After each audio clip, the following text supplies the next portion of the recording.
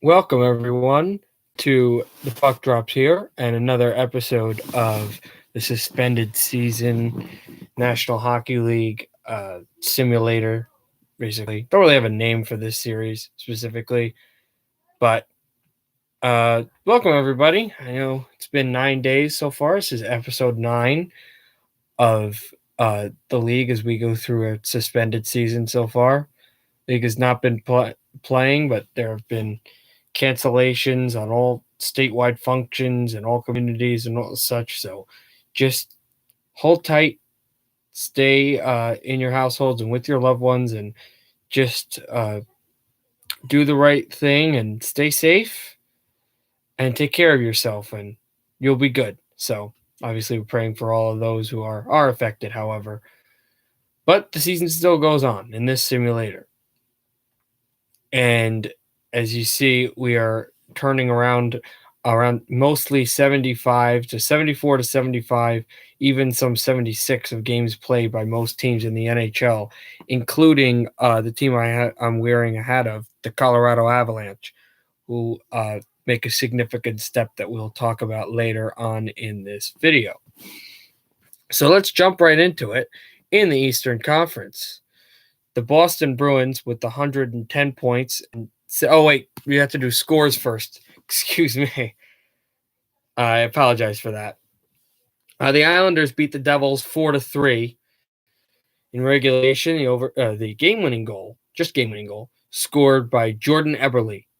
The Boston Bruins lose to San Jose 3-2 in San Jose against the Sharks. The former Bruin Joe Thornton is the guy who scores the goal for San Jose. The Vancouver Canucks take down Los Angeles in the Staples Center with the game-winning goal scored by the captain, Bo Horvat.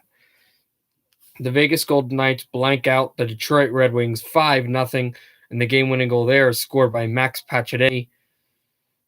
Chicago beats down Buffalo 4-1 with the game-winning goal scored by Patrick Kane.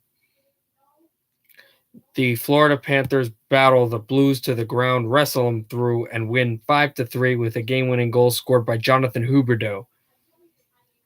The Colorado Avalanche beat the Montreal Canadiens 4-1 in a battle between the current Quebec hockey team and the former Quebec hockey team, and the game-winning goal scored there by Cale Makar, the stud rookie defenseman who may win Calder Trophy. And also, we'll do awards as well, an award show as well before the draft, after the simulated playoffs if there is no league, as well as the lottery that I had spoken of, which I'm excited for. But anyway, Makar gets the game-winning goal there in Denver.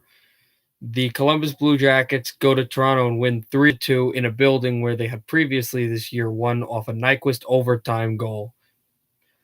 And the Columbus Blue Jackets win 3-2 with a game-winning goal scored by that same guy who scored a goal earlier to beat the Toronto Maple Leafs this year, Gustav Nyquist. 3-2. The Carolina Hurricanes beat the Ottawa Senators in overtime, the only overtime game of the night, with a 4-3 win and a goal by Jake Gardiner. It's Gardiner's second of the year and his second overtime goal of the year. The Flyers defeat Nashville 6-5 in Nashville with the game-winning goal scored by Claude Giroux. And the Calgary Flames outlast the Tampa Bay Lightning 3-1 with the game-winning goal scored there by TJ Brodie. So those are the scores for tonight. And now let's get into some of the standings. So the Boston Bruins, as I said, have 110 points with 75 games played. The Tampa Bay Lightning link at 98 points with 76 games played. And amazingly, Tampa Bay is still not in the playoffs. They will be soon.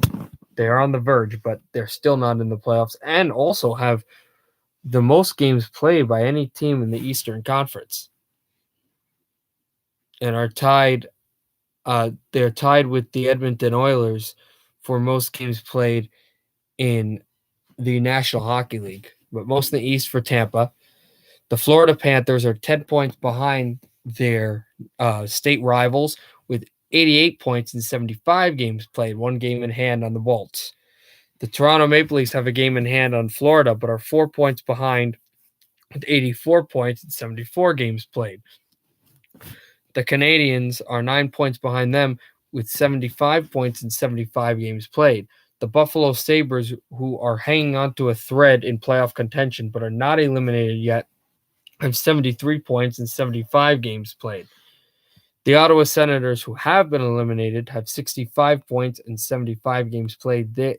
And the Detroit Red Wings tally 42 points in 76 games played. In the Metropolitan Division, the Flyers are back on top with 99 points. Not in the playoffs yet, but they are close with 75 games played. The Washington Capitals have 98 points and 74 games played. The Pittsburgh Penguins are 5 points behind Washington and 6 points behind Philly with 93 points and 73 games played.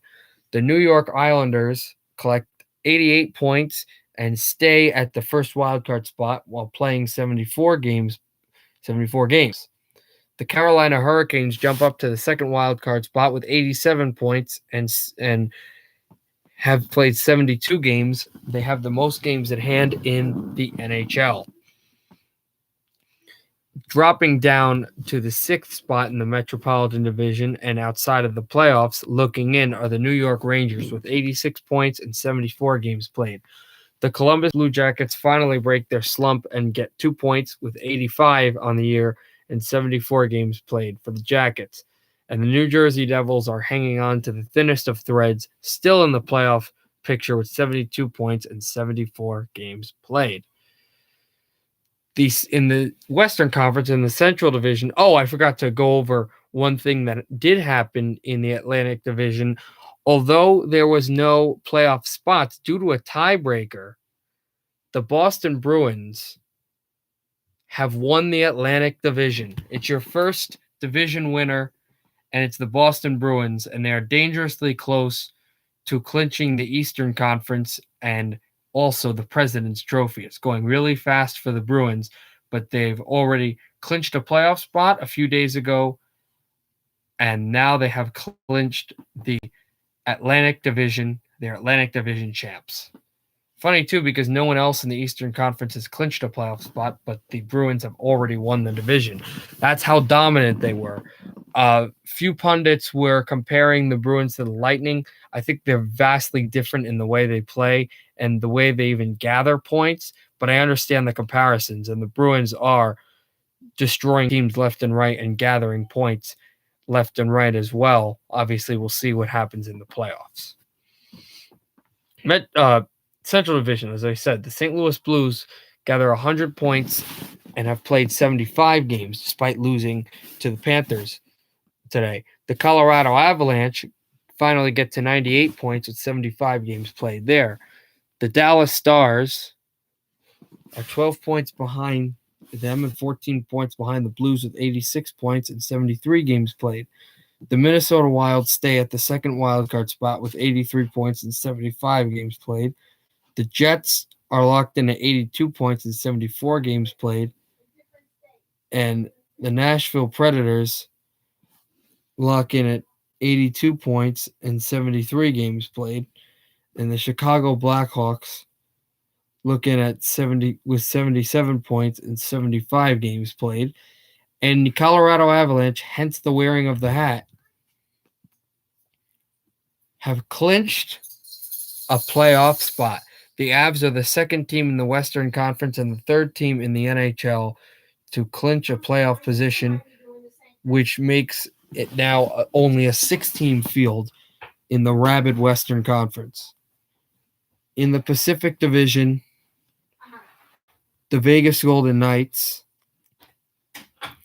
are holding the number one spot in the division with 92 points and 75 games played. The Edmonton Oilers are in second with 90 points and 76 games played, and Calgary sneaks even closer, only 2 points behind the Oilers and 4 points behind the Knights with 88 points and 75 games played. 76 games played for the Oilers, if I didn't say that already. The Vancouver Canucks climbed 2 points behind Calgary and are sitting at the first wildcard spot with 86 points and 74 games played. The Coyotes looking at 77 points and 74 games played. The Anaheim Ducks sit with 69 points and 75 games played. The Sharks are in 7th place with 67 points and 75 games played as well. They've been eliminated from the playoffs. And the LA Kings are in a position of 8th place with 66 points and 73 games played. Here comes the very interesting part before we come to the end of our journey here on day number 9. The Los Angeles Kings are last in the Pacific Division, also last in the Western Conference. But hold on one second. But I was just looking at something. But LA has the advantage on games played as they are in the 8th place in the division. The Ducks, as was previously mentioned, with the loss, the Ducks actually are eliminated from the playoffs. The Sharks are also eliminated from the playoffs. Both of these teams, due to less games in hand over the LA Kings, are out of the playoff picture. Yet the Kings, who have a worse record right now, point-wise and win and loss-wise, than the Ducks and Sharks, are still eligible to make the 2020 Stanley Cup playoffs. Unbelievable. But that's just the way it works in this league, in our league. And now I'm going to we're going to have to say goodbye now for now. Day 9. Now, day 10 will be tomorrow with some clinching scenarios, I believe. There's a possible clinching scenario. It's not very likely, but there's a possible clinching scenario. And there is an elimination scenario tomorrow and a lot of great playoff jump-ups in the Eastern Conference and in the West. So until then, I'll see you tomorrow. Have a great day. Stay safe and happy hockey, everybody.